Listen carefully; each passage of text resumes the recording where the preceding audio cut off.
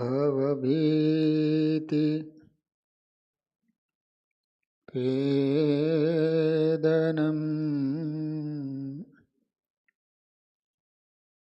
सुखसम्पत् करुणानिकेतनम्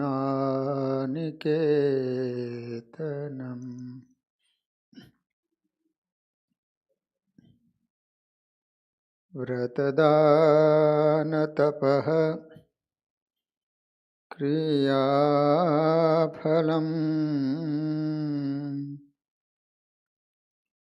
सहजानन्दगुरुं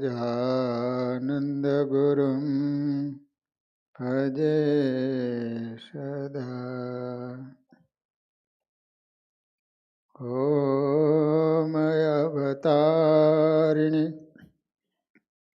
श्री स्वामिनारायणाय नमो नमः। श्री हरि कृष्णाय घनश्यामाय नीलकंठाय सरयुदासाय नमो नमः। बोलो स्वामिनारायण भगवाननी जय। श्री हरि कृष्ण महाराजनी जय। श्री नरनारायण देवनी जय। श्री लक्ष्मी नारायण देवनी जय। श्री देवती बड़देव जी महाराजनी जय। श्रीमद् भागवत जीना एकादश स्कंदમાં શ્રી કૃષ્ણ ભગવાન ઉદ્ધવજીને 24 ગુરુઓની કથા સંભળાવી રહ્યા છે. આજે દત્તાત્રેય ભગવાને પોતાના જીવનમાં 24 ગુરુ કર્યા. એમાં 12મા ગુરુનું નામ છે મધુકર. મધુકરના 2 અર્થો છે. એક તો ભ્રમર અને બીજો અર્થ છે મધમાખી. અહીં બંનેનું સંયુક્ત વર્ણન છે. જેને પ્રેરણા લેવી હોય તેને પોતાની ગુણગ્રાહી દ્રષ્ટિ ખુલ્લી રાખવી જોઈએ. જ્યાં જ્યાં દ્રષ્ટિ કરો ત્યાંથી જ્ઞાન મળશે. પુસ્તકમાંથી જ પ્રેરણા મળે, શાસ્ત્રમાંથી જ જ્ઞાન મળે એવું નથી. એ બધો માણસની દ્રષ્ટિ ઉપર આધાર છે. જેવી દ્રષ્ટિ એવી સૃષ્ટિ. મધમાખી જુદા જુદા પુષ્પ ઉપર બેસે, પુષ્પની વચમાં ચાંચ આડી અવળી ઘસીને એ પુષ્પનો થોડો પરાગ ચાંચમાં લપીટીને ઉડી જાય છે. એ ક્યારેય પણ કાંઈ પુષ્પને તોડી નાખતા નથી. આના ઉપરથી એવો ઉપદેશ, એવી પ્રેરણા તારવી કે સાધુ પુરુષોએ આજીવિકાની 2 વૃત્તિઓ છે. એક અજગર વૃત્તિ અને બીજી ભ્રમર વૃત્તિ. અજગર વૃત્તિ એટલે હરી ઈચ્છાથી જે આવે એ સ્વીકારવાનું, ક્યાંય માગવા નહીં જવાનું. અને ભ્રમર વૃત્તિ એટલે ભિક્ષા માગવા જવું, પણ ગ્રહસ્થને દુઃખી કર્યા વગર એની પાસેથી ભિક્ષા માગવી. પોતાના ભોજન નિમિત્તે ગ્રહસ્થને હેરાનગતિ થાય એવી રીતે ભિક્ષા ન માગવી. કોઈ ગ્રહસ્થ કહે કે અમારે ઘેર કાલે ભિક્ષા માટે આવજો. બોલો સ્વામીજી, ભોજન માટે શું બનાવું? એમ ન કહેવું કે ભરેલા મરચાં બનાવજે અને ખીર તો હોય જ ને, અને ભજીયા ભૂલતો નહીં. આવું બધું કહેવાથી ગ્રહસ્થને ત્રાસ થાય છે. માટે સ્વરુચિની જાહેરાત કર્યા વગર કોઈ ગ્રહસ્થ પૂછે ત્યારે હરિ ઈચ્છા શબ્દનો ઉપયોગ કરવો. જે બનાવ્યું હોય તે જ સ્વીકારવાનું, તે પણ સ્તોકમ થોડું જ. પોતાના ઉદર પર્યાપ્તિ પૂરતું સ્વીકારવાનું, વધારે નહીં. વળી ગ્રહસ્થને દુઃખ થાય એ રીતે કંઈ કહેવું નહીં. આ પ્રમાણે હોવું જોઈએ. અમને તો તે જોઈએ માટે લાવો. સ્વામિનારાયણ ભગવાને એવી છૂટ આપી છે કે ગ્રહસ્થોએ જે ભોજન બનાવ્યું હોય અને તે પોતાના શરીર સ્વાસ્થ્યને અનુકૂળ ન હોય તો એને પોતાના પાત્રમાંથી છોડી દેવું, તેથી કોઈ અપરાધ થતો નથી. શ્રીજી મહારાજે તો ભિક્ષા કેમ માગવી એ પણ શીખવાડ્યું છે. જેનું દ્વાર ખુલ્લું હોય એને ઘેર ભિક્ષા માગવી. જેના ઘરનો દરવાજો બંધ હોય ને તો દ્વારમ ન ધંધનમ કુર્યાત, એટલે કે દરવાજો ખખડાવી ખોલાવો નહીં. અત્યારની ભાષામાં કહીએ ને તો કોલ બેલ વગાડીને ભિક્ષા ન માગવી. એટલે જેના ઘરનો દરવાજો ખુલ્લો હોય એના ઘેર જ ભિક્ષા માગવી. એવા બધા નિયમો સાથે પ્રભુ સંતોને ભિક્ષા માટે મોકલતા. તેમાં જીવોના શ્રેયનો જ અભિગમ રહેતો. જેના ઘરનું ચપટી અન્ન અથવા યત્કિંચિત પદાર્થ સંતોના ઉદરમાં જશે તો આપનારને સદબુદ્ધિ આવશે અને ભક્તિના માર્ગે ચાલશે. એ બાબત આ પ્રસંગ ઉપરથી સમજાય છે. સ્વામિનારાયણ ભગવાનની આજ્ઞાથી ભુજમાં સંતો ભિક્ષાવૃત્તિ માટે શહેરમાં ફરતા હતા. કોઈ ગ્રહસ્થનું ઘર ખુલ્લું જોઈ નારાયણ હરે સચ્ચિદાનંદ પ્રભુ એવો ધ્વનિ કર્યો. ઓસરીમાં વૃદ્ધ માજી બેઠા હતા. એને સામું પણ ન જોયું. પછી ઓસરીના છેડા ઉપર કેરડાના ટીંડલા પડ્યા હતા. તે જોઈને સંતોએ પૂછ્યું, આ લઈ જઈએ? તે ડોશીએ હાથના ઈશારાથી હા પાડી. તદ્દન અનુપયોગી અને ફેંકી દેવાની વસ્તુને સંતોએ પોતાના નિવાસ સ્થાનમાં લઈ જઈ ધોઈ સ્વસ્થ કરી પથ્થર ઉપર વાટી એમાં મરચું મીઠું ઉમેરી રોટલાની સાથે આ ચટણી મહારાજના થાળમાં ધરી અને પ્રાર્થના કરી, ડીટાવાળા ડોશીમાનું કલ્યાણ કરજો. બીજે દિવસે સંતો પાછા ત્યાંથી નીકળ્યા. દ્વાર ખુલ્લું જોઈને ધર્મનાદ કર્યો, પણ વાતમાં માલ નહીં. આ માજીએ ઊંચું જોયું જ નહીં. પણ આજે ઓસરીના છેડે ભાજીના ડાળખા પડ્યા હતા. આગલા દિવસની જેમ અનુમતિ મેળવીને સંતો લઈ ગયા. ફેંકી દીધેલા ભાજીના ડાળખાનું શું થાય? પણ સંતો પરમ હિતકારી હોય. ધોઈ સુધારી અને ડાળના તપેલામાં નાખી દીધા. એ રીતે 2 દિવસ એ ડોશીના ડીટલા ડાળખા સંતોના ઉદરમાં ગયા. એ ત્રીજે દિવસે સંતો એના ઘર પાસેથી નીકળ્યા ને ત્યારે આ માજીએ બોલાવીને ઘઉંનું પાત્ર ભરીને સંતોની જોડી છલકાવી દીધી. આવું માનસ પરિવર્તન ભિક્ષાના પ્રતાપે થયું અને માજી તથા એનો આખો પરિવાર ભગવાનનો ભગત બન્યો. આવી રીતે નકામી ચીજ સ્વીકારીને એક ગ્રહસ્થનું શ્રેય કર્યું એ જ ધ્યેયને લક્ષ્યમાં રાખીને ભિક્ષા માગવી. પણ કોઈને દુઃખ થાય, ત્રાસ થાય એ રીતે ભિક્ષા માગવી નહીં. પછી પ્રભુએ એવી રીતે ભિક્ષા માગવા જવાનું પ્રકરણ બંધ કરાવી સંતોને કહ્યું, જે ગ્રસ્ત પોતાને ઘેર તમને જમવા બોલાવે ત્યાં જવું. શિક્ષાપત્રીમાં તો મહારાજે કાયદો બનાવી દીધો છે કે ગ્રહસ્થના ઘેર 2 પ્રસંગ સિવાય જવાનું નહીં. એક તો ભિક્ષા એટલે કે જમવાનું હોય. બીજો પ્રસંગ એટલે કોઈ ગ્રહસ્થને ઘેર કથા સત્સંગ સભા રાખ્યા હોય તો જવું.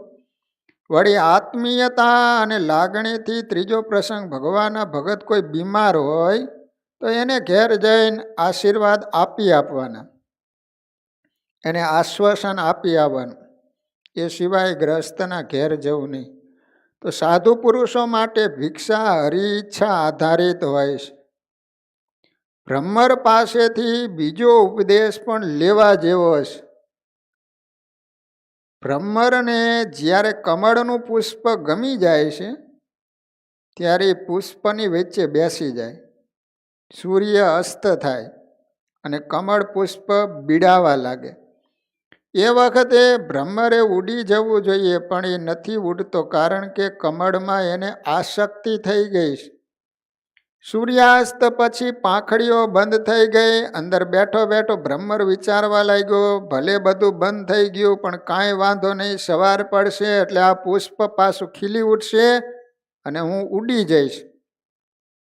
રાત્રિર ગમિષ્યતિ ભવિષ્યતિ સુપ્રભાતમ ભાસ્વાનુદેશ્યતિ હસિષ્યતિ પંકજશ્રી ઇત્થમ વિચિંતયતિ કોશ ગતે દ્વિરેફે આ હંત હંત નલિની ગજ ઉજ્જહાર.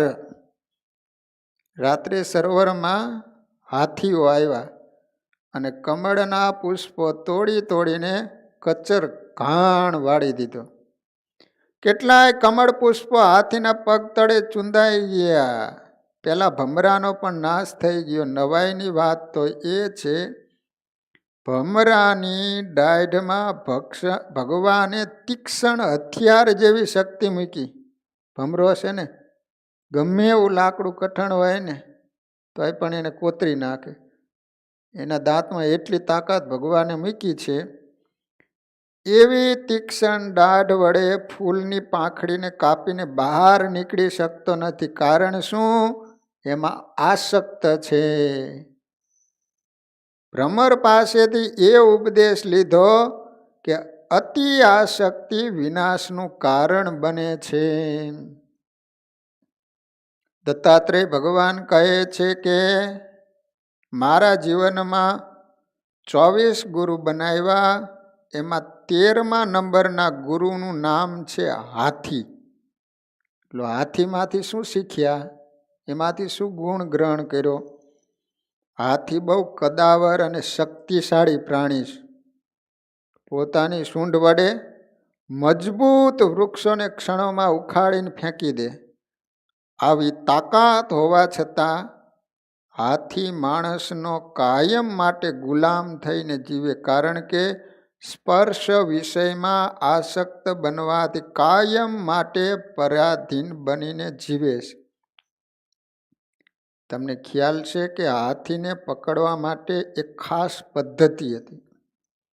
જમીનમાં એક ખાડો ખોદતા અને ખાડા ઉપર પાતળી લાકડીઓ મૂકી, સાદડીઓ મૂકી, માટી પાથરી જમીનના જેવો દેખાવ કરાતો.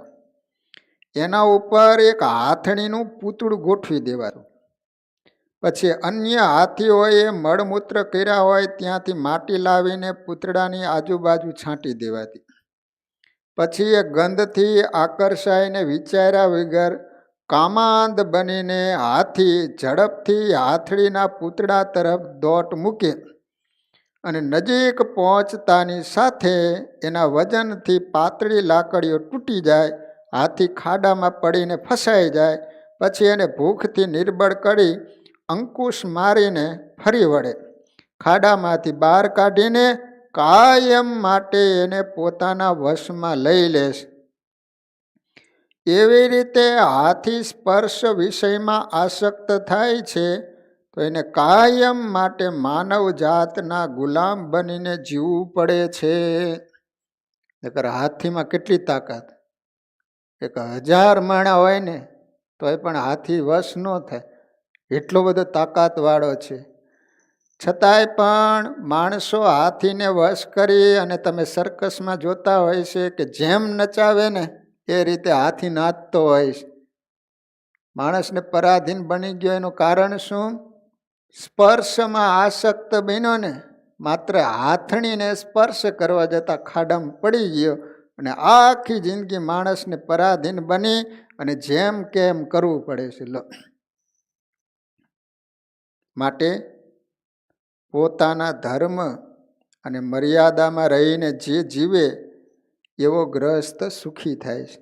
પણ એ મર્યાદા મૂકીને કોઈ વિષયમાં આસક્ત થાય તો એ ગ્રસ્ત ગમે તેવો મોટો હોય, શક્તિશાળી હોય, છતાં અનેક રોગનો ભોગ બને છે. તેની સમાજમાં ખૂબ જ અપકીર્તિ થાય છે અને પાપનો ભોગ બનીને નરકમાં જાય છે. હાથી પાસેથી આવો ઉપદેશ મળ્યો એટલે હાથીને દત્તાત્રેયના 24 ગુરુઓમાં સ્થાન મળ્યું. જેનો તેનો સ્પર્શ કરવાથી, ન કરવાનો વિષયમાં અંધ બનવાથી એડ્સ જેવા અનેક પ્રકારના રોગ થાય છે. આજ તમે સમાજમાં જુઓ, અને એને કારણે માણસ દુઃખી પણ કેટલો થાય છે. અપકીર્તિ થાય, સમાજમાં આબરૂ જાય, ક્યાંય મોઢું ન દેખાડી શકાય, ઘણીવાર તો માર ખાવો પડે, ઘણીવાર તો મારી પણ નાખે છે.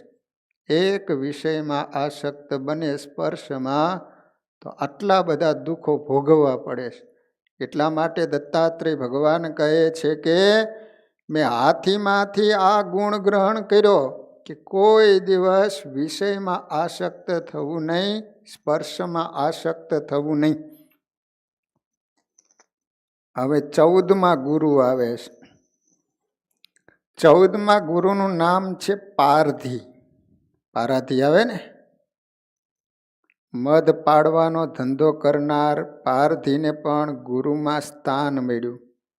એના કાર્યમાં ઘણો જ ઉપદેશ સમાયો છે.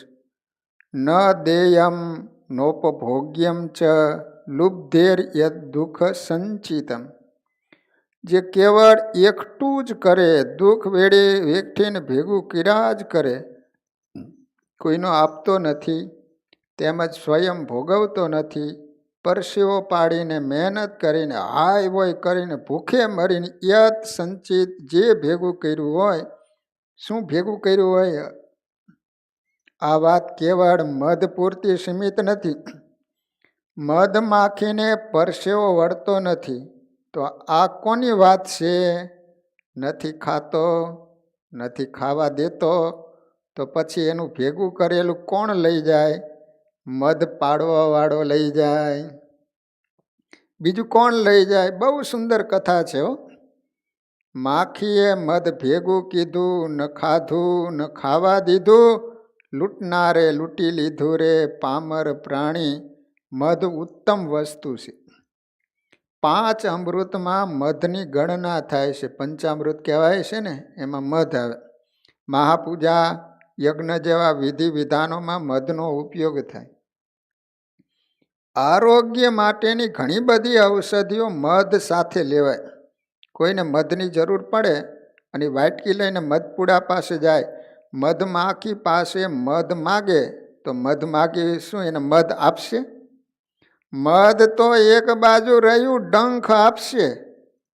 તમે મધમાખીને જાણતા હશો, બીજી પણ આવીને આવી માખીઓ થાય છે, એને જાણતા નહીં હોય. જેમ મધમાખીને અંગ્રેજીમાં હની બીજ કહે છે, હની બીજ, તેમ બીજા પ્રકારની આવી માખીઓને મની બીજ કહે છે. હની એકઠું કરતા આવડે તો હની બીજ, અને મની એકઠું કરતા આવડે એને મની બીજ. આ બંને પ્રકારની માખીઓ કેવળ ભેગું જ કર્યા કરે. સ્વયં ખાય નહીં, બીજાને ખાવા દે નહીં, પછી દુઃખે ન સંચિતમ. બહુ મહેનત કરીને ભેગું કરેલું મધ અને ધન કોના કામમાં લાગે? તો કહે છે કે તૃતીય. તેવું મધ અને ધન કોઈ ત્રીજો જ ભોગવે. ઉપદેશમય આ કથા છે. સ્વામિનારાયણ ભગવાન વખતે બનેલી એક ઘટના સાંભળો. એક સદગ્રસ્ત શ્રીજી મહારાજના દર્શન કરવા માટે ગયા. ત્યાં મંદિરનું કામ ચાલતું હતું. એ વખતે જ્યાં જ્યાં મંદિરો બનતા હતા ને, ત્યાં હરિભક્તોને મહાપ્રભુએ આજ્ઞા કરેલી કે હમણાં સંતોને રસોઈ ન આપતા પણ મંદિરોના બાંધકામમાં સેવા આપજો. મહારાજે ગ્રહસ્થને પૂછ્યું, તમારી પાસે કેટલા રૂપિયા છે? એટલે ભગતે સાચી વાત કહી, મહારાજ મારી પાસે ભેગી કરેલી મૂડી 400 રૂપિયા છે. એ વખતે 400 રૂપિયાથી પણ આનંદ થતો. શ્રીજી મહારાજને ખબર હતી કે આને સંતાનમાં કોઈ નથી અને અધૂરામાં પૂરું પત્નીનું પણ અવસાન થઈ ગયું. ઘરમાં એકલા જ હતા, ખાનાર કોઈ નહોતું, પાછળ વાપરનાર કોઈ નહોતું. એટલે મહારાજ બોલ્યા, ભગત તમને આઘાત ન લાગે તો સાચી વાત કહીએ. હા મહારાજ કહો ને. હવે તમારું આયુષ્ય 3 દિવસનું છે. તમારી પાસે 400 રૂપિયા છે, તે મંદિરમાં બાંધકામની સેવામાં સમર્પણ કરી દો. દુઃખ વેઠીને ભેગું કરેલું હતું એટલે હા પડી નહીં. સારું મહારાજ, એટલું બોલીને ઊભા થઈ ગયા. વિશ્વાસ બેસી ગયો. મહારાજે કહ્યું, તારી આ વરદાત 3 દિવસની છે, એ ખોટું નહીં પડે. હું 3 દિવસમાં જતો રહીશ. 3 દિવસ પછી મારું મૃત્યુ થઈ જશે. એને વિચાર આવ્યો, જલ્દી ઘેર પહોંચી જાઉં, કારણ કે મારું મૃત્યુ થવાનું. એ વખતે ક્યાં બસ કે વાહનો હતા. પોતાના ગામના માર્ગે ચાલ્યા માંડ્યા. આખો દિવસ ચાલ્યો. સાંજ પડતા એકદમ તાવ ચડ્યો. અરે આવા તાવમાં કેમ ચલાવીશ? અહીંથી નજીકમાં મારી બેનનું ઘર છે, ત્યાં પહોંચી જાઉં.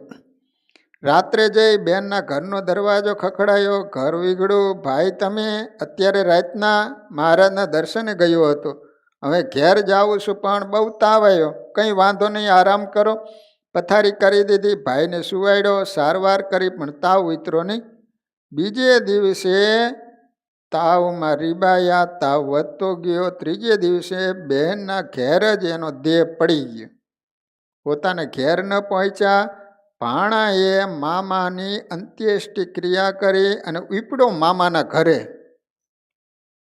એને ખબર હતી કે મામાની પાછળ કોઈ જ નથી.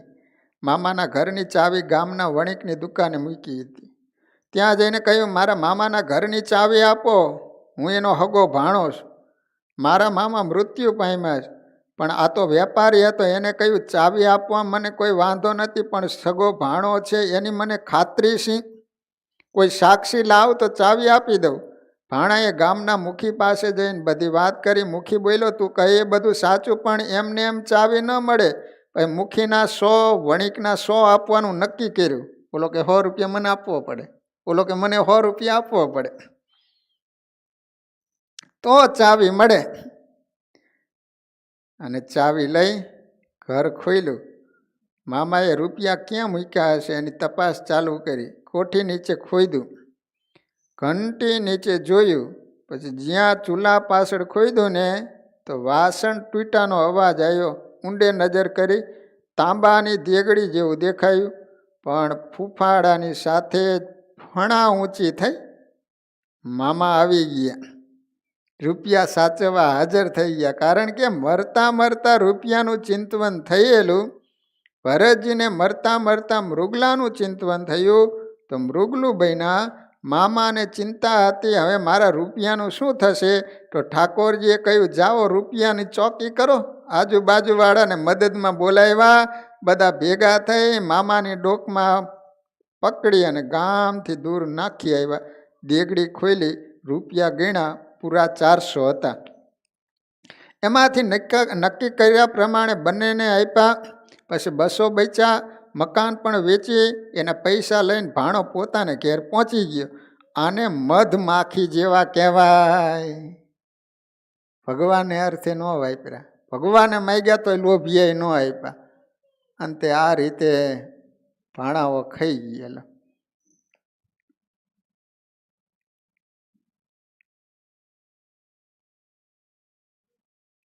ખાધું નહીં, ખાવા દીધું પણ નહીં. ભગવાને માગ્યું છતાં ન આપી શકાય. પછી રૂપિયા ક્યાં ગયા? આનું જ નામ મધુવા. એનો ભાણો જ મધુવા બની ગયો. સજ્જનો, ભાગવત કહે છે કે ઘરમાં એકઠી કરેલી સંપત્તિના 3 રસ્તા હોય, ચોથો રસ્તો જ હોતો નથી. સંપત્તિનો એક રસ્તો છે દાન. પહેલા નંબરનો રસ્તો છે દાન.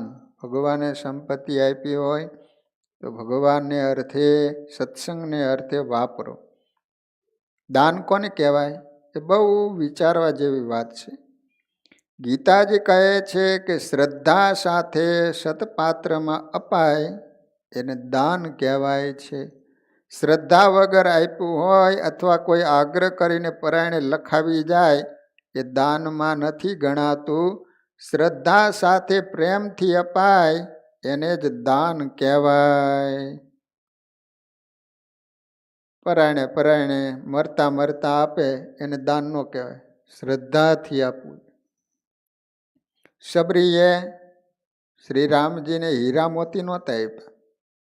જંગલમાં રહેતી શબરીએ પોતાની શ્રદ્ધા સાથે બોર આપ્યા હતા, તો એ મહાદાન ગણાઈ ગયું. સુદામાજી દ્વારકા ગયા ત્યારે 56 ભોગ લઈને નહોતા ગયા, પણ શ્રદ્ધા સાથેના 2 મુઠ્ઠી તાંદુલા સુદામાજીને તારી ગયા. સ્વામિનારાયણ ભગવાનને ચરણે 1 રૂપિયો સમર્પ્યો. એ ગરીબ ભૂદેવને પ્રભુએ કહ્યું, આ રૂપિયો તમારી પાસે રહેવા દો. તમારી પાઘડી જૂની થઈ ગઈ છે તે નવી ખરીદી લેજો. ભૂદેવ કે પ્રભુ કૃપા કરી મારું આટલું દાન સ્વીકારો. ભગવાને દાન સ્વીકારી ભૂદેવને સુખી કર્યો. માટે જ દાનમાં શ્રદ્ધા મુખ્ય છે. સંપત્તિનો બીજો રસ્તો છે ભોગ.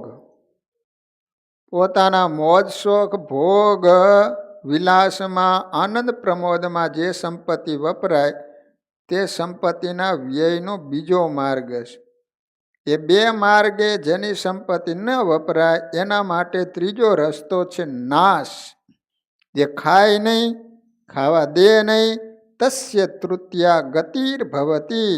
તેની સંપત્તિ ચોર, લૂંટારા, દગા, છેતરપિંડી, આગ, રોગ, યુદ્ધ વગેરે કોઈ માધ્યમથી નાશ પામી જાય છે. સંપત્તિ વ્યયના એ 3 માર્ગો છે. ચોથો કોઈ માર્ગ નથી, છતાં ઉત્તમ માર્ગ છે. જેને જેને દાન કર્યા છે શાસ્ત્રમાં એની પ્રશંસા લખાઈ છે. ભોગવાળાની પ્રશંસા લખાઈ નથી. એટલે ભોગીના વખાણ નથી થતા, યોગીના વખાણ થાય છે. કળિયુગમાં દાન આપનાર ગ્રહસ્થ તપસ્વી ગણાય છે. સંપત્તિના સંગ્રહની વાત છે એટલે ગ્રહસ્થોએ યાદ રાખવું જરૂરી છે કે સંગ્રહ તો કરવો પડે. બાળકોને ભણાવવા વગેરે જવાબદારી, કુટુંબ નિભાવવાની જવાબદારી, સંતાન મોટા થાય ત્યારે વ્યવહારિક ખર્ચા આવે, બધા સાંસારિક અન્ય પ્રસંગો આવે. એ માટે ગ્રહસ્થોએ સંગ્રહ તો કરવો જ પડે. સ્વામિનારાયણ ભગવાને શિક્ષાપત્રીમાં કેવું સરસ લખ્યું છે કે ગ્રહસ્થોએ અન્ન ધન વસ્ત્રનો સંગ્રહ કરવો. પશુ રાખતા હોય તો 4 પુરાનો પણ સંગ્રહ કરવો, જેથી એ પ્રાણીઓ દુઃખી ન થાય. પણ યાદ એટલું રાખવાનું કે કંઈક મર્યાદા તો હોય ને. દરેક પાત્રની ક્ષમતા હોય છે. 100 ગ્રામ, 250 ગ્રામ, 500 ગ્રામ, લીટર એ સમજ્યા વગર વધુ ભરો તો છલકાઈ જાય, નકામું વેડફાઈ જાય. એટલે ગ્રહસ્થોએ સંગ્રહ કરવો જરૂર. પણ સંગ્રહમાં પોતાની મર્યાદા ક્ષમતા નક્કી કરી રાખવી. આટલું હશે તો બહુ થઈ ગયું. પછી એવી ચિંતા ન કરવી કે મારી 8મી પેઢીવાળાનું શું થશે. જીવ માત્ર પોતાનું પ્રારબ્ધ લઈને જન્મે છે. આવો વિચાર નહીં કરો તો તૃષ્ણાનો કોઈ અંત નથી. સતુ ભવતી દરિદ્રો યસ્ય તૃષ્ણા વિશાલા મનસી ચ પરિતુષ્ટે કોર્થવાન કો દરિદ્ર. જેની પાસે વિશાળ તૃષ્ણા છે એ મોટો ભિખારી છે. અપાર તૃષ્ણા વાળો મોટો દરિદ્ર છે. અને જે સંતુષ્ટ છે એ મોટો શેઠ છે. તો મધુહા પારધી પાસેથી ગુરુદત્તે એ પ્રેરણા લીધી કે સંપત્તિ હોય તો સારા કામમાં વાપરો. તેમ ન થાય તો તમે ખાઓ. તેમ પણ નહીં કરો તો મધમાખીના મધની જેમ કોઈક લૂંટીને મારીને લઈ જશે. 15મા ગુરુના નામ છે હરણ. હરણ એટલે મૃગલું. મૃગલા પાસેથી પણ સુંદર બોધ મળ્યો. જેને બોધ જોઈતો હોય તેને તો જ્યાં નજર કરે ત્યાંથી મળે. માટે સાવધાન થઈને મૃગની કથા વાંચો. મૃગલું બહુ ચંચળ પ્રાણી છે. ભગવાને એને એવી શક્તિ આપી છે કે અતિ ઝડપથી દોડી શકે છે. આ મૃગલાને પકડવું હોય ને તો માણસની તાકાત નથી કે એની પાછળ દોડીને એની પકડી શકે. પરંતુ માણસોએ મૃગલાની નબળાઈ શોધી લીધી અને પકડવા માટે કોઈ વૃક્ષો ઉપર બેસીને અથવા વાડની પાછળ સંતાઈને ધીમા અવાજે ઘંટરવાલ એટલે મધુર અવાજથી તાલબદ્ધ રીતે ઘંટ વગાડે એટલે ઘંટના નાદમાં આસક્ત બનીને મૃગલું એકદમ ઊભું થઈ રહે. ઘંટનો મધુર અવાજ એને બહુ ગમતો હોવાથી અવાજ સાથે તન્મય બની જાય એટલે તરત પકડાઈ જાય. ફક્ત અવાજમાં આસક્તિ રાખી તો આવું ચંચળ પ્રાણી માણસના હાથે પકડાઈ જાય છે. એમાંથી એ શીખવા મળ્યું સંગીત, નાટક, ચેટક, નાચ, ગાન એમ ક્યારેય પણ આસક્તિ ન રાખવી. ગ્રામ્યમ ગીતમ ચ શૃણુયાદ યતિર વનચરઃ ક્વચિત. ગ્રામ્ય ગીત એટલે નાટક, પિક્ચરના ગીતો, ગાયનો ન સાંભળવા સજ્જનો. એવા ગ્રામ્ય ગીતોની અતિ આસક્તિ સારી નથી. પણ એક વાતનો ખાસ ખ્યાલ રાખજો, સવારના મંગળ પ્રભાતે ક્યારેય પણ ગ્રામ્ય ગીતો ન સાંભળશો. તેથી તો ઘણું નુકસાન થશે. સવારના સમયમાં તમને આવડતા હોય ને તો પ્રભાતિયા બોલો, પ્રભાતિયા. પ્રભાતિયા ન આવડતા હોય તો કીર્તનો બોલો. કંઈ ન આવડતું હોય તો માળા ફેરવો કે ધ્યાન કરો. પણ સવારના સમયમાં જો નાટક ચેટકના ગીતા ચાલુ કરશો તો આપણા સંતોએ બહુ સ્પષ્ટ ચુકાદો આપ્યો છે. ભજન તજી એ સમય અન્ય ઉદ્યમ કરે, નારકી થાય તે નર ને નારી. એ નરકગામી થાય છે. લો, સવારમાં ભજન છોડી અને અન્ય બીજું ઉદ્યમ કરે તો સંતો એમ કહે છે કે મર્યા પછી નારકી થાય છે, નરકમાં એનો વાસ થાય છે. ભાઈઓ બહેનો બધાયના માટે સમાન ન્યાય છે. સવારના ભજન ભક્તિ આરાધના મૂકીને ગાયન પિક્ચરના ગીતોમાં મન લગાડશો તો મોક્ષ બગડશે, દુઃખી થશો. શબ્દ એક વિષય છે. વિષય શબ્દોમાં આસક્તિ રાખનાર જીવ હરણાની જેમ વિષયોનો શિકાર થઈ જાય છે. જગત વ્યવહારમાં ડોક્યું કરવું હોય તો એ પૂજા પછી કરજો, પૂજા પહેલાં તો નહીં જ. દત્ત ભગવાન કહે ગ્રામ્ય ગીતમાં આસક્તિ રાખવાથી જેમ હરણ ફસાય છે એ જ રીતે ગ્રસ્ત ગ્રામ્ય ગીતમાં આસક્ત થશે તો ગમે ત્યારે કામ, ક્રોધાદિક અથવા કોઈ કુસંગનો અવશ્ય શિકાર થઈ જશે. એમાં કોઈ શંકા નથી. દત્તાત્રેય ભગવાન કહે છે કે 16માં ગુરુ છે માછલું. માછલું આવે ને એ 16માં ગુરુ છે. પાણીમાં જે માછલા દોડા દોડ કરે છે એને દત્તાત્રેય ભગવાને ગુરુ તરીકે સ્થાન આપ્યું. માછલા પાસેથી એ શીખવા મળ્યું કે રસાશક્તિ કરશો નહીં. એટલે ભાગવત કહે છે કે તાવત જીતેન્દ્રિયો નસ્યાદ. જ્યાં સુધી મુક્ષુ જીવને રસના જીતાતી નથી ત્યાં સુધી એને કંઈ પણ જીત્યું ગણાતું નથી. રસના એટલે સ્વાદ ઇન્દ્રિય. સ્વાદને કારણે માછલાનું મૃત્યુ થાય છે.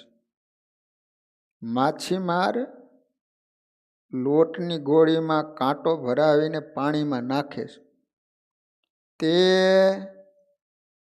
ખાવા માટે માછલું બચકું ભરે અને તીક્ષ્ણ કાંટો એના તાળવામાં ભરાઈ જાય.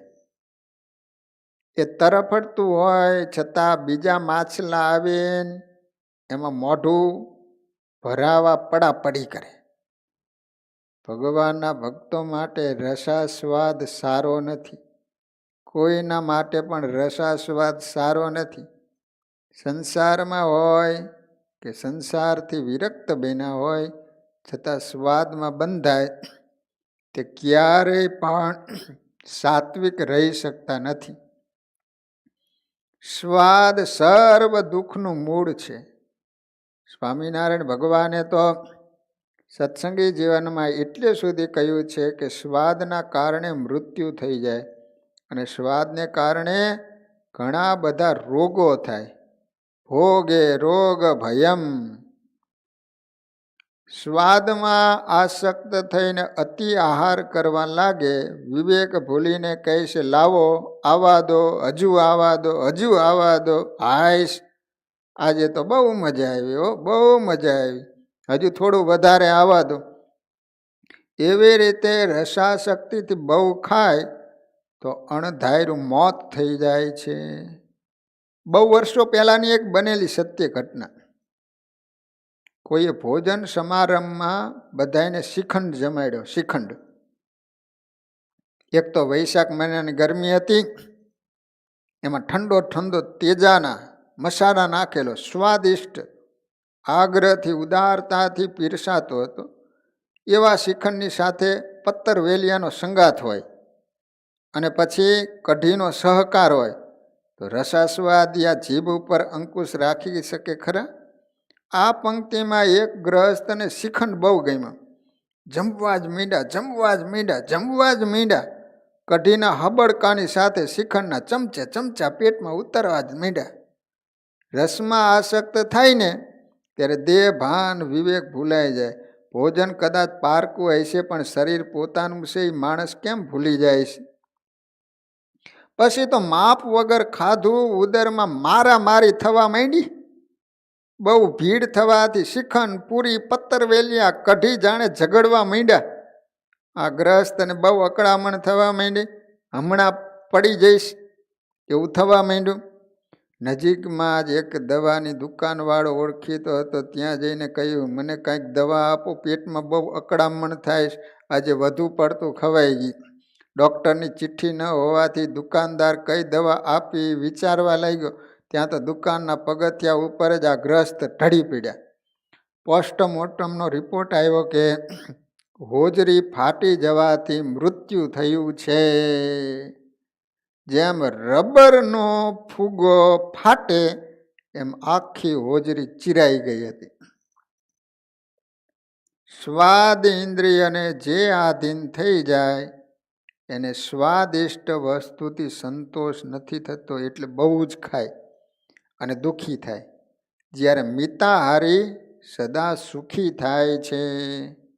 એ ગુણા લંઘને પ્રોક્તા તે ગુણા મિત ભોજને.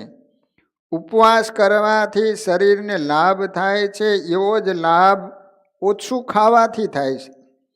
ગીતામાં શ્રી કૃષ્ણ પ્રભુ કહે છે કે મિતાહારીને જ યોગ સિદ્ધ થાય છે, અતિ આહાર કરનારને યોગ સિદ્ધ થતો નથી. જમવાની બાબતમાં સુખી થવું હોય એને આ નિયમ કાયમ રાખવાનું કે રસોઈ તૈયાર થાય ત્યારે ઠાકોરજીને પ્રથમ થાળ અર્પણ કરવો. ભગવાનને અર્પણ કરેલું અન્ન નિર્ગુણ બની જાય છે. અનાજમાં રજોગુણ ને તમોગુણ હોય છે. ઠાકોરજીને ધર્યા સિવાયનું જમનારામાં એ દોષો પ્રવેશી જાય. ભગવાનને ધરીને પછી ભગવાનનો પ્રસાદ જમું છું એવા ભાવથી ભગવદ સ્મરણ કરતા કરતા જમે તો એ ભોજન દિવ્ય બની જાય છે. એનાથી ગુણની વૃદ્ધિ થશે, આરોગ્યની વૃદ્ધિ થશે, આયુષ્યની વૃદ્ધિ થશે. માટે સ્વાદને ભૂલીને પ્રસાદના ભાવથી ભોજન લેવું. સ્વાદને વશ થાય તે સાત્વિક ન રહી શકે. સજ્જનો, સ્વામિનારાયણ ભગવાને એટલા માટે જ કહ્યું છે કે અમારા આશ્રિતોએ ક્યારેય પણ સ્વાદને વશ ન થવું. સત્સંગી ભૂષણમાં એક સુંદર કથા છે. કચ્છમાં કાળા તલાવ ગામના રવજીભાઈ ભગત હતા. સત્સંગી બહુ સારા હતા. સ્વામિનારાયણ ભગવાને એને કચ્છમાં સત્સંગ પ્રચારનું કામ સોંપેલું. એટલે ભક્તો આદરથી રવજીભાઈને પોતાના ઘર બોલાવીને જમાડતા. પરિણામે રવજીભાઈને સ્વાદ ઇન્દ્રિયમાં પ્રલોભન થઈ ગયું. શ્રીજી મહારાજને આ વાતની ખબર પડી એટલે પ્રભુએ રવજીભાઈના પત્નીને કહ્યું રવજીભાઈ જે ભોજન બનાવવાનું સૂચન કરે તે નહીં બનાવવાનું, બીજું જ કંઈક બનાવવાનું. પછી ઘરમાં જ્યારે રવજીભાઈ કહે આજ તો ચટણી ને રોટલો કરજો, એ દિવસે ખીચડી જ થઈ જતી. કોઈ દિવસે કહેતા આજે કઢીને ખીચડી બનાવજો, તો એ દિવસે બાજરીના જાડા રોટલા છાશ થાળીમાં હાજર થતા. એવી રીતે રવજીભાઈને સ્વાદથી મુક્ત કરી દીધા. દ્વારકાધીશ ભગવાન ઉદ્ધવજીને કહે છે કે ઉદ્ધવ, એટલું કાયમ યાદ રાખજો, જીતમ સર્વ જીતે રસે. જ્યાં સુધી રસના ઇન્દ્રિય નહીં જીતાણી હોય ત્યાં સુધી કંઈ પણ જીતાયું નથી. અને જ્યારે રસના જીતાય છે ને ત્યારે સમજવું કે હવે બધું જ જીતી જવાશે. માછલા પાસેથી એ શીખવા મળ્યું કે સ્વાદને વશ થાય એનું અચાનક મૃત્યુ થાય, અનેક રોગોના શિકાર બને અને દુઃખી થાય છે. માટે રસાસ્વાદ નહીં કરવાનો. માછલા પાસેથી દત્તાત્રેય ભગવાન કે એ શીખ્યું. 17મા ગુરુ છે પિંગલા. ગુરુ ગીતાની આ કથાઓ બહુ અદ્ભુત છે, જીવનભરનો પ્રેરણા સ્ત્રોત છે. ગુરુદત્તે માછલા જેવા નાના પ્રાણીઓમાંથી પણ કંઈક ઉપદેશ ગ્રહણ કર્યો. એવી જ રીતે વિદેહ નગરમાં રહેતી પિંગલા નામની સ્ત્રીને પણ પોતાના ગુરુઓમાં સ્થાન આપ્યું. વાત એમ હતી, પિંગલા સંસારના ક્રમનું ઉલ્લંઘન કરીને સ્વચ્છંદીપણે જીવતી હતી. પિંગલા એટલે વેશ્યા. બોલો, વેશ્યાને ગુરુ બનાવી. વેશ્યામાં શું ગુણ હોય કયો? છતાં પણ એમાંથી શું ગુણ શીખ્યા? સાંભળો. સમાજની મર્યાદા કે ધર્મને લોપીને વર્તતી હતી. એક રાત્રે તેને ત્યાં કોઈ પુરુષ આવ્યો નહીં. સાંજનો સમય થાય ને, પુરુષની રાહ જોઈને બેઠી હોય. ત્યાં બન્યું એવું, દત્તાત્રેય ભગવાન સામે ઊભા છે, એ આખી રાત રાહ જોઈને બેઠી, પણ કોઈ પુરુષ આવ્યો નહીં. વેશ્યા હતી ને.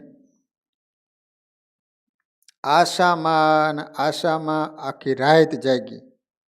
કોઈ આવે છે, કોઈ આવે છે, એવી આશામાં બારણા પાસે આવે, રસ્તા ઉપર નજર કરી, વળી ઘરમાં જાય, વળી બારણે આવે, ડોકિયા કરે, પણ કોઈ ન આવ્યું. એટલે પિંગલાને વિચાર આવ્યા, આ શું ઉપાધિ, આ પાપ, નિર્વેદ, પરમો જગને. તેને પોતાના સ્વભાવ ઉપર અને જાત ઉપર તિરસ્કાર છૂટ્યો. પુરુષો ઉપર તિરસ્કાર આવ્યો.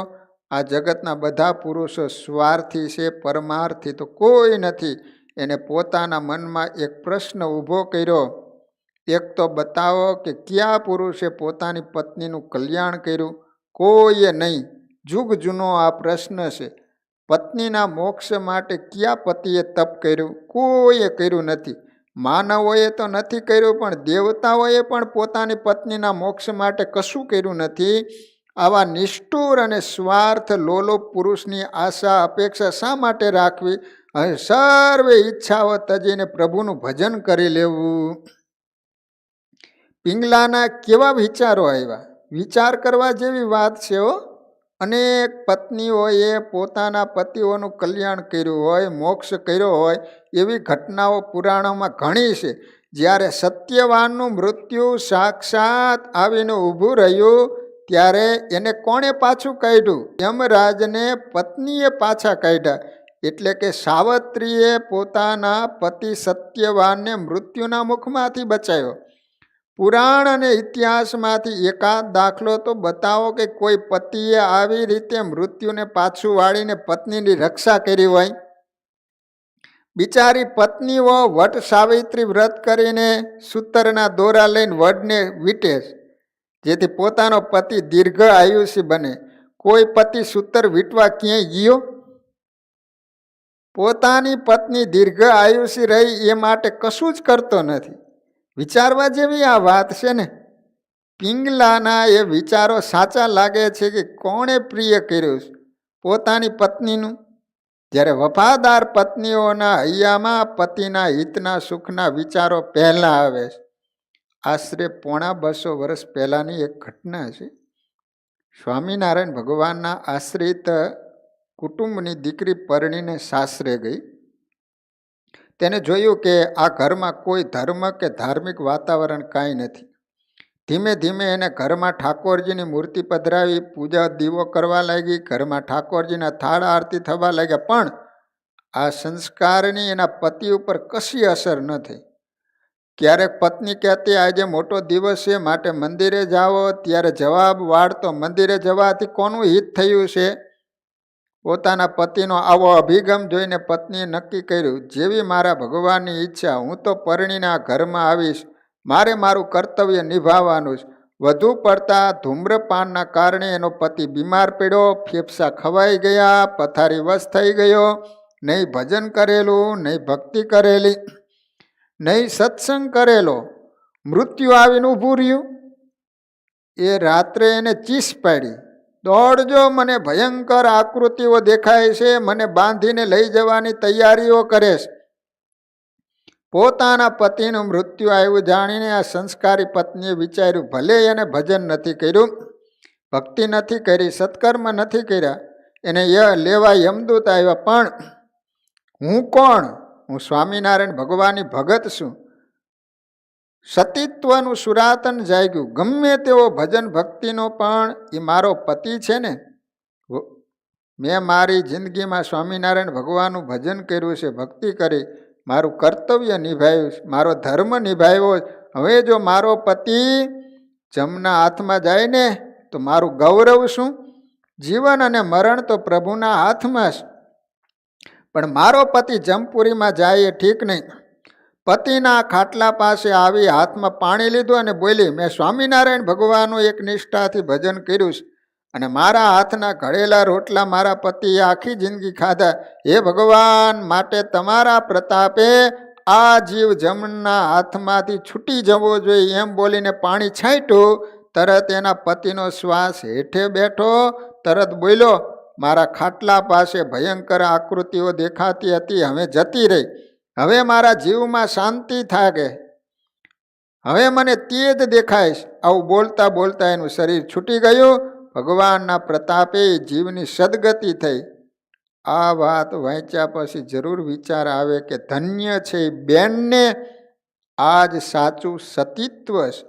એક પત્નીએ એના પતિનું કેવું હિત કર્યું. આવી રીતે કોઈ પતિએ પોતાના પત્નીનું હિત કર્યું હોય એવો એક દાખલો મળશે? લગભગ નહીં મળે. શ્રીમદ ભાગવતમાં લખાયેલો આ શ્લોક ડંકો વગાડીને કહે છે કે સમય ચાલ્યો જાય છે, કાળના કાળ વીતી ગયા, પણ કોઈ પતિએ પોતાની પત્નીનું હિત કર્યું નથી. હિત એટલે મોક્ષની આ વાત છે. બાકી તો માંદા પડે તો સૌ દવાખાને લઈને દોડે છે, એવો સવાલ નથી. પણ પોતાની પત્નીનો ઉદ્ધાર થાય, એનું કલ્યાણ થાય, એ માટે કોઈએ કોઈ ઉપવાસ કર્યો, કોઈએ કંઈ વ્રત રાખ્યું, કોઈએ ભજન કર્યું, કોઈએ માળા ફેરવી. બીજી પણ એક વાત યાદ આવી. આખા જગતને એક અનુપમ શાસ્ત્રની ભેટ આપનાર મહાત્મા તુલસીદાસજીએ રામચરિત્ર માનસની રચના કરી. વાલ્મીકી રામાયણ સંસ્કૃતમાં હોવાથી પંડિતો પૂરતું સીમિત રહ્યું, જ્યારે તુલસી માનસ સર્વત્ર વ્યાપક બન્યું. તુલસીદાસજી તો સામાન્ય સંસારી માણસ હતા. તેને મહાત્મા થવા માટેનો માર્ગ કોણે બતાવ્યો? એને કોઈ ગુરુ કર્યા હતા? કોઈ ઋષિ મહર્ષિએ માર્ગ બતાવ્યો હતો? કોઈ યોગી પુરુષે માર્ગ બતાવ્યો હતો? ના ના, કોઈએ નહીં. તુલસીદાસજીને વિશ્વવંદ્ય વિભૂતિ બનાવવાનો માર્ગ એની પત્નીએ બતાવ્યો હતો. ધન્ય છે એ સન્નારીને જેને પોતાના પતિને મહાત્મા બનાવ્યા. કોઈ પતિએ પોતાની પત્નીને મહાત્મા બનાવી? અરે મીરા ભજન કરતી તો એના પતિએ ઝેર આપ્યું. આવા પતિઓ હોય છે એટલે ધન્ય છે તુલસીદાસજીને પત્નીને. એને પોતાના પતિનો ઉદ્ધાર કર્યો. એટલું જ નહીં, પતિના મહાન કાર્ય દ્વારા સમાજનો ઉદ્ધાર થયો. આવા તો બીજા અનેક દાખલાઓ મળશે. આ પિંગલાના સ્વાર્થ ભાવમાંથી દત્ત ભગવાનને શી પ્રેરણા લીધી, કયો ઉપદેશ લીધો, એ વાત હવે આવે છે. પિંગલાના હૈયામાં વૈરાગ્ય જાગ્યો, નિર્વેદ્ય પરમો જગને. સાંસારિક વિષયો ઉપર અભાવ આવ્યો અને મનમાં વિચાર કર્યો કે આના કરતાં તો હૃદયમાં ભગવાનને ધાર્યા હોય ને તો કેવું સારું. હૈયામાં હરિનું ચિંતન કર્યું હોય તો ભાવ તરી જવાય. પછી જગતના વિષયના સુખની તમામ આશાઓ એને છોડી દીધી અને નક્કી કર્યું કે આશા હિ પરમમ દુઃખમ નૈરાશ્યમ પરમમ સુખમ. પિંગલાએ તારણ કાઢ્યું કે આ જગતમાં દુઃખનું કારણ આશા છે. મોટામાં મોટું દુઃખ, આશામાં મોટું સુખ નિરાશામાંથી પ્રાપ્ત થાય. આશા અને નિરાશાની વાત સમજવી થોડીક કઠિન છે. સ્વામિનારાયણ ભગવાને વચનામૃતમાં આ વાત કહી છે કે કોઈ આશા રાખીને મંદિરે આવે, એની આશા પૂરી થાય તો પાકો સત્સંગી થઈ જાય, અને આશા પૂરી ન થાય તો મૂળગે થઈ જાય. નાની સરખી આશા હોય તે પણ કેવું ભયંકર દુઃખ આપી જાય છે. તે જુઓ, ભાગવતના મુખ્ય શ્રોતા પરીક્ષિત મહર્ષિ સમીક ઋષિના આશ્રમમાં ગયા. રાજાને કોઈ મોટી આશા નહોતી, ફક્ત પાણી પીવાની ઈચ્છા હતી, પરંતુ સંજોગવશાત એ ઈચ્છા પૂરી ન થઈ. કારણ કે મહર્ષિના પુત્ર શિષ્યો બધા સ્નાન કરવા ગયા હતા, સમીક ઋષિ સમાધિમાં હતા.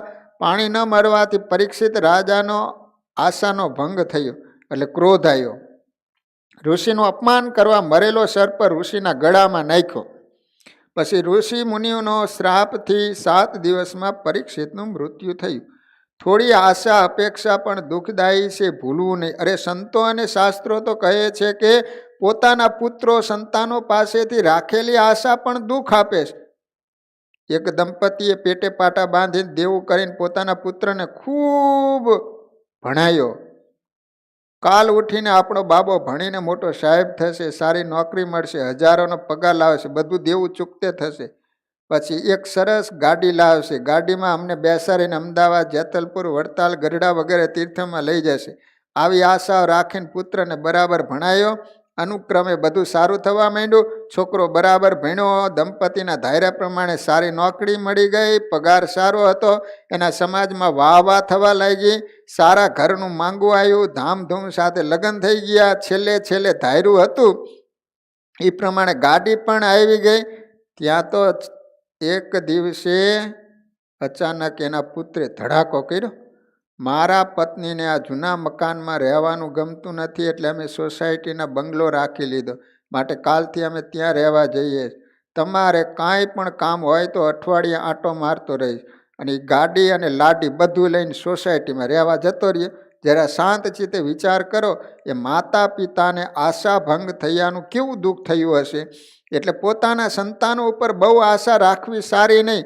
સંતાન સારા હોય તો ઠીક વાત છે, બાકી આશા દુઃખદાયી નીવડે છે. માટે સમજી માણસોએ બહુ આશાવાદી ન થવું, થોડી નિરાશા રાખતા શીખવું. અહીં એક વાતનો ખ્યાલ રાખજો કે નિરાશા અને હતાશા એ બેમાં ઘણો તફાવત છે. નિરાશા તો અનાસક્તિપૂર્વકનું પૂર્વરૂપ છે, જ્યારે હતાશા તો પ્રગતિમાં અવરોધક છે. માટે કોઈ પણ ક્ષેત્રમાં ક્યારેય પણ હતાશ નહીં થવાનું. અરે મને તો કાંઈ નથી મળતું, મહેનત કરું છું પણ સફળતા મળતી નથી, હવે મારું શું થશે, એવી હતાશાને ખંખેરીને અખંડ પ્રયત્નશીલ રહેવું. અનાસક્તિનો આવો ઉપદેશ દત્ત ભગવાને પિંગલા પાસેથી મેળવ્યો કે નિરાશા સુખદાયી છે, આશા દુઃખદાયી છે. એટલે પિંગલાને ગુરુ તરીકે સ્વીકાર્યો. શ્રીપતિમ શ્રીધરમ સર્વદેવેશ્વરમ ભક્તિધરમ આત્મજ વાસુદેવો મરી માધવમ કેશવમ કામદમ કારણમ સ્વામિનારાયણમ નીલકંઠમ ભજે સહજાન મહારાજની. સ્વામિનારાયણ સ્વામિનારાયણ સ્વામિનારાયણ સ્વામિનારાયણ સ્વામિનારાયણ.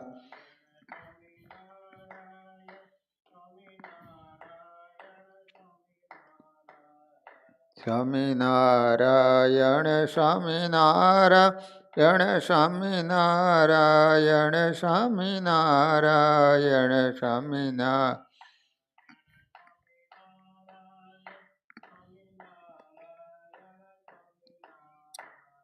સ્વામિનારાયણ સ્વામિનારાયણ સ્વામિનારાયણ સ્વામિનારાયણ સ્વામિનારાયણ સ્વામિનારાયણ સ્વામિનારાયણ સ્વામિનારાયણ સ્વામિનારાયણ સ્વામિનારાયણ સ્વામિનારાયણ